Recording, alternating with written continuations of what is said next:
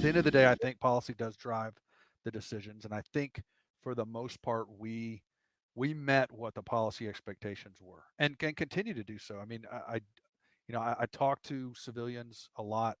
I give presentations on Afghanistan and what we're doing, and I just don't see a lot of people, other than just a little bit, wondering why we're not making any more progress. They're not upset. They're not demanding that we pull out tomorrow. So Um, yeah, someone's at fault, right? Someone's holding the bag, and this is no knock on Secretary Austin, but I mean, the last time we saw him in a combat zone, it was a bunch of failure, right? Like we were pulling out, and we were continuing to add the instability to the area. And maybe he's just a 50-50 success rate, but what's to say he's going to do any better now that he's in a policy spot? He was there. It was his job to get us out of there. Technically, he did all of that fine. And look at the mess that was left as we left. And one of the things we don't train on is transition operations. We tend to abandon our partners, whether they're Kurds, Iraqis, Afghan leaders. We just tend to just leave. Poof, we're going. Hey, we're going to go soon. We never ask the simple questions as an institution. Hey, what do you need to survive? Because no shit, we're leaving in about 6 weeks. Maybe someone will poke in every now and then, but we are leaving. And when I was able to have these conversations with the leaders that we were partnered with, they would not believe me, and then they would have a look of terror on their eyes, and then they would have a very practical list of things like, here's what I need, and among those things was a generator, a simple generator to power their operations.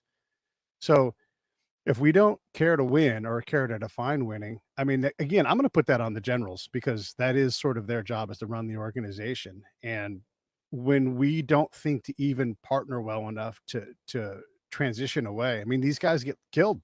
I mean, the mayor in the area I was in was dead within 18 months because we just up and left. We left capacity that they could use behind on the roofs of buildings, and they didn't know about it, and so it just gets stolen and it gets turned into whatever money or enemy capacity. So these are things that I think if we want to be mad at the politicians, sure, look who's in charge now, more of the same people. I mean, the generals from these wars are running the companies that have created a whole bunch of failure.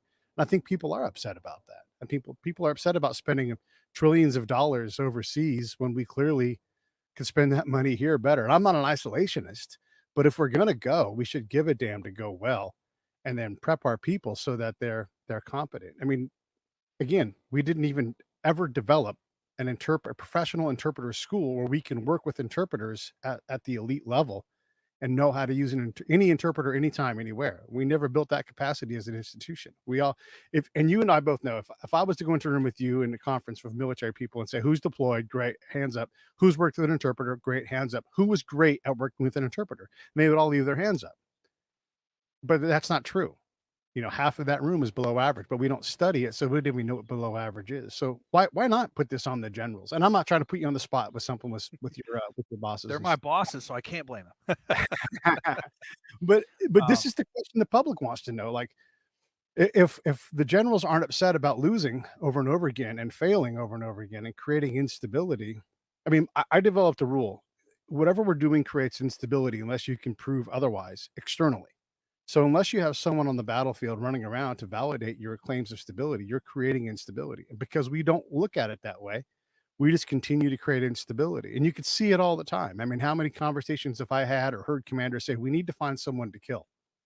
We can't make the enemy show up. My job is to close with and destroy the enemy. Let's find someone. And then hopefully someone like me is in the room to go, hey, hold on. Before you go out and kill someone, let me do my job a little bit and see who we're trying to kill and figure out, who's dangerous. Because you can go to deployment to a dangerous area. They're all dangerous, but a dangerous area, and maybe have 20 enemy killed because they won't engage in the fight that we're training for. So if not the generals, and gosh, politicians, when are they ever held accountable other than being voted out of office? Who is it? How do we sort this out?